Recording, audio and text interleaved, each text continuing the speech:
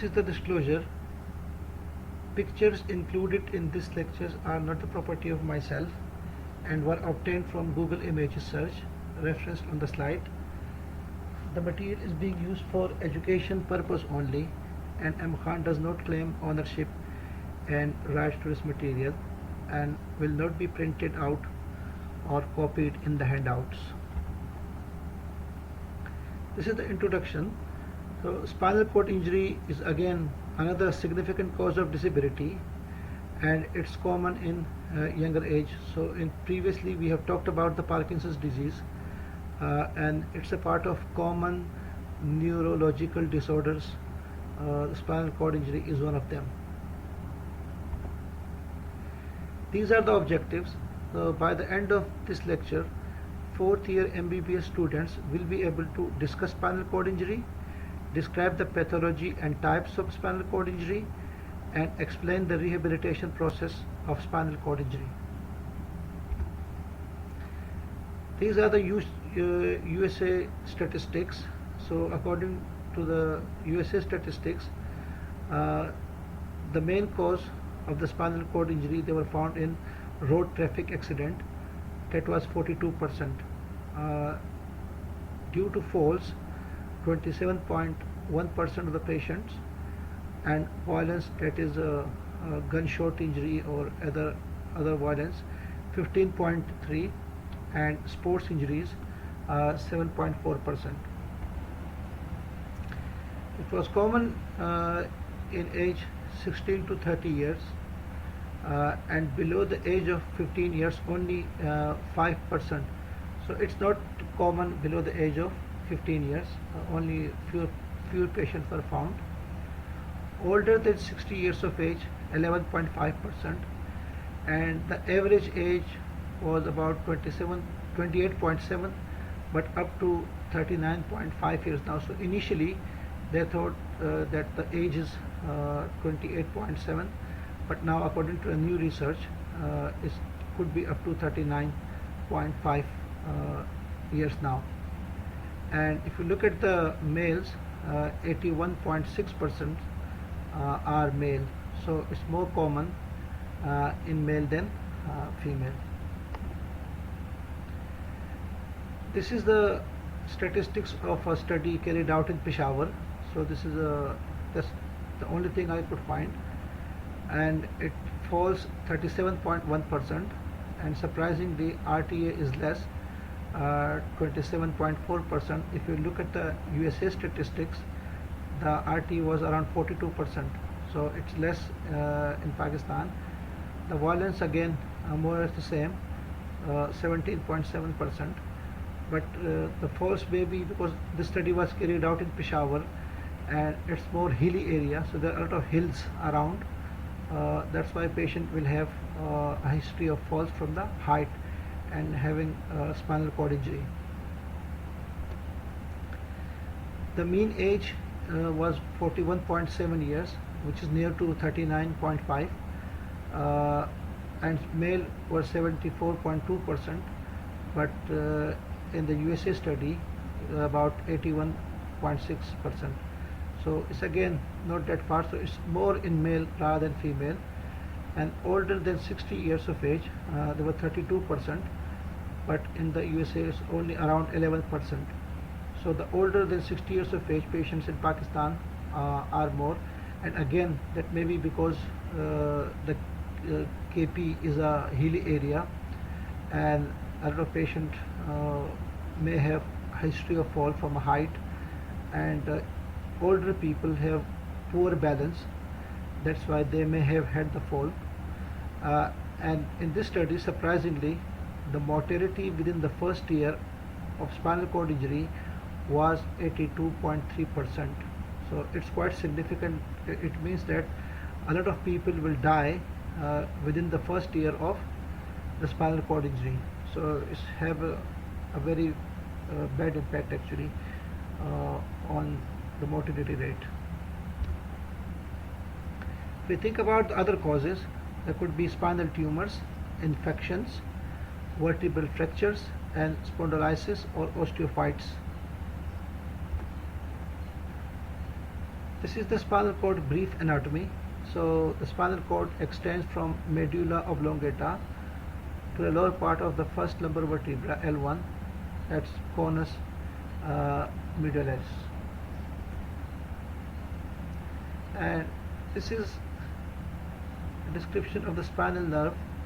So it has a dorsal root and a ventral root, and these roots combine and come together and make spinal nerve, which has 31 pairs of spinal nerves in the body. We have 8 cervical, 12 thoracic, 5 lumbar, 5 sacral, and 1 coccygeal.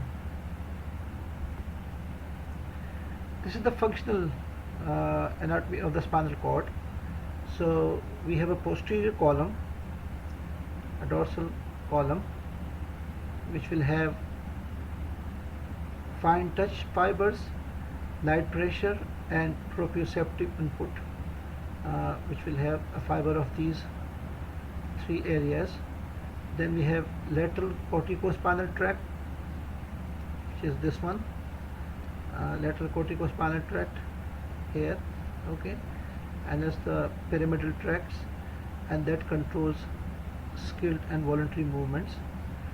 We have lateral spinothalamic tract, okay, which is this one here, and it controls pain and temperature sensation.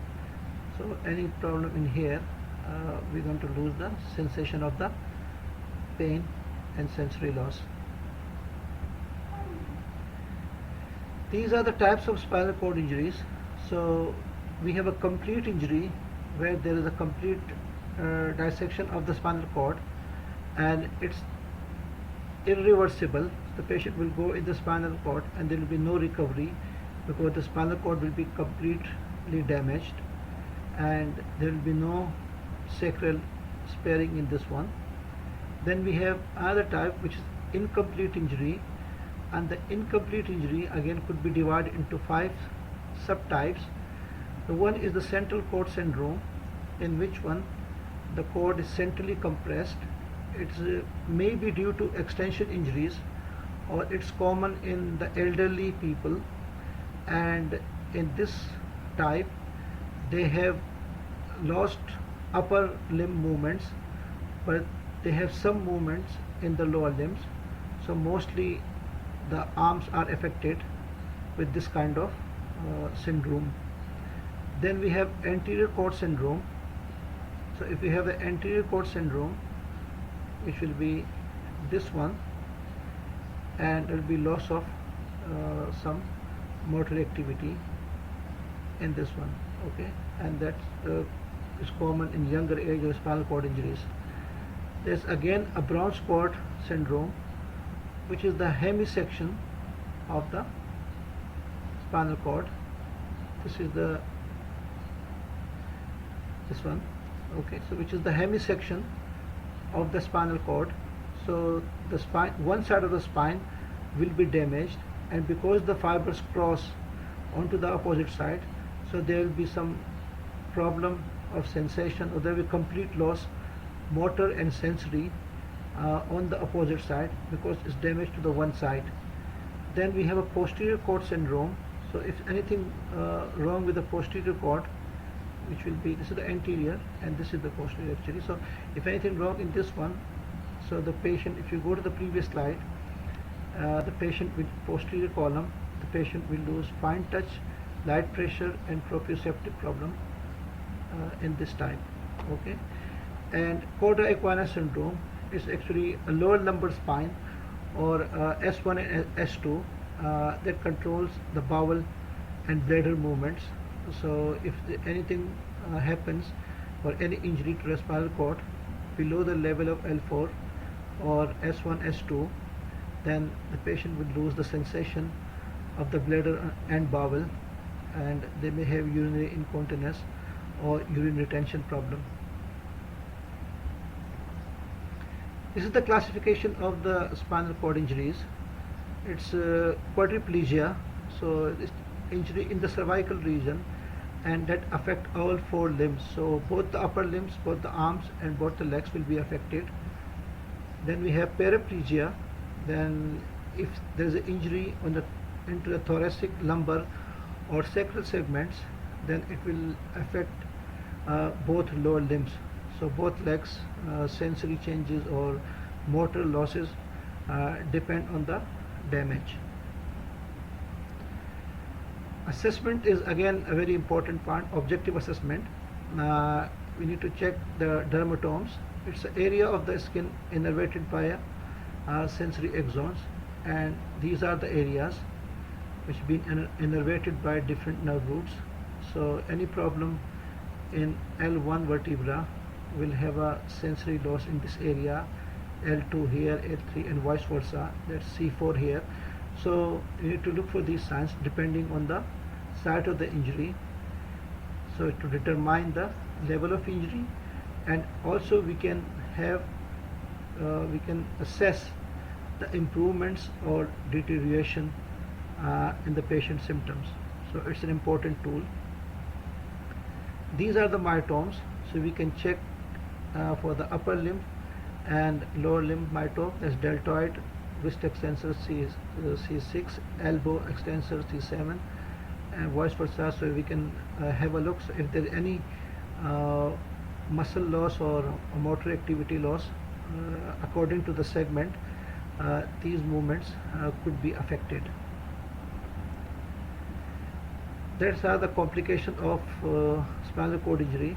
So you can have some medical complications that immediate could be respiratory, then gastrointestinal, and it could be cardiac. Then we have autonomic dysreflexia, which is abnormal below the level of T6 injuries. Because the sympathetic chain lies in the thoracic area. So any injury below the above the T6 level, then we can have autonomic dysreflexia.